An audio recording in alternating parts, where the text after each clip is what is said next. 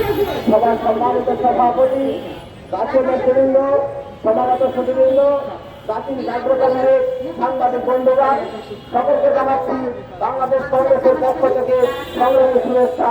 আসসালামু আলাইকুম। বন্ধুরা, রাষ্ট্রের উপাদান চারটি, তার মধ্যে হচ্ছে একটি স্বাধীনতা সার্বভৌমত্ব। যে দেশের সার্বভৌমত্ব থাকে না সেটাকে আমরা রাষ্ট্র বলি না। আজকে রোহিঙ্গা সংকট, আফগান সংকট এবং সীমান্তে বিএসএফ হত্যাকাণ্ড সব মিলিয়ে বাংলাদেশের সার্বভৌমত্ব, এদেশের দেশি এবং বিদেশি ষড়যন্ত্রের কারণে, এদেশের রাজনৈতিক অস্থিতিশীলতার কারণে আমাদের সার্বভৌমত্ব হুমকির মুখে। আমাদের রাষ্ট্রের অস্তিত্ব, স্থায়িত্ব নিয়ে আমরা উদ্বিগ্ন। বন্ধুরা, আপনারা জানেন আমাদের পার্শ্ববর্তী বন্ধু রাষ্ট্র দিয়েছে। আমি স্বৈরাচার আমলে রাজনৈতিক মামলায় জেলে ছিলাম। তখন জেলখানায় সবথেকে নিকৃষ্টতম আসামি ছিল ছাগলচোর। এখন আমরা দেখি আমাদের বিএসএফ বন্ধুরা ছাগলচুরি শুরু করেছেন। আমাদের কার্যক্রম এর সাথে লজ্জা, সভ্যতার লজ্জার সর্বনিম্ন স্তরে তারা পৌঁছে গিয়েছেন। ভারতের নির্যাতিত নিষ্পেষিত মুসলিম জনগণ আমাদের বন্ধু, কিন্তু ভারতের কসাই মোদী, আধিপত্যবাদী শক্তির ভঙ্গধারী মোদী আমাদের এই বাংলাদেশের 18 কোটি মানুষের দুশ্মন। কারণ তার নির্দেশে, তার অঙ্গনে হেলনে আমার দেশের কৃষক, শান্তিপ্রিয় নিরীহ কৃষক, তার জমিতে চাষাবাদ করতে গেলে ওই বিএসএফ গুলি করে। আমার বোন ফেলানিকে হত্যা করে লাশ কাটা করে ঝুলিয়ে রাখে। আমাদের ভাইদের রক্তে রঞ্জিত সীমান্তে তারা উল্লাস করে, তারা মানবাধিকারকে গলা টিপে হত্যা করেছে। আন্তর্জাতিক সীমান্ত আইন লঙ্ঘন করে বিএসএফ বারবার আমার দেশের অভ্যন্তরে প্রবেশ করে আমার স্বাধীনতার সার্বভৌমত্ব থেকে হুমকির মুখে ফেলে হাজার হাজার মানুষকে তারা হত্যা করেছে। একটি সীমান্ত হত্যাকাণ্ডের বিচার হয় না।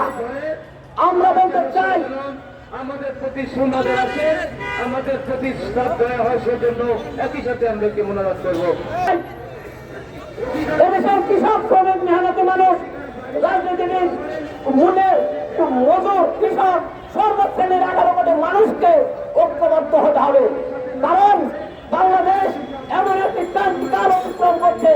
বাংলাদেশ রাজনৈতিক নেতৃত্ব শূন্য।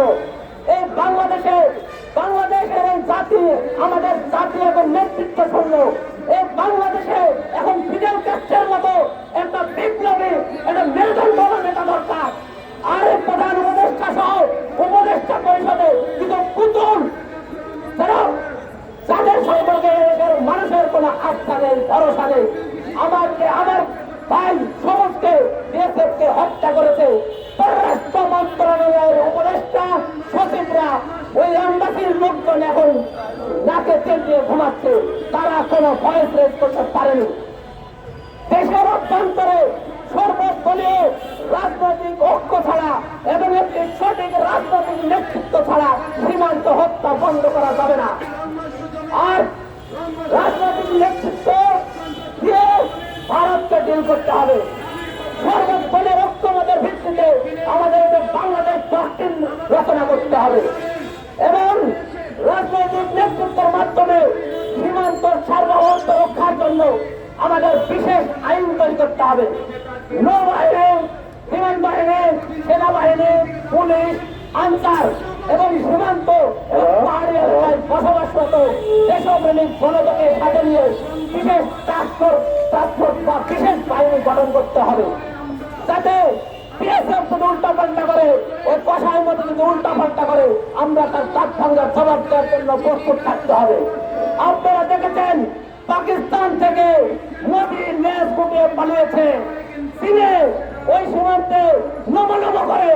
আর আমার বাংলাদেশের এই 4-5 হাজার সীমান্তে তারা হুঙ্কার মারে।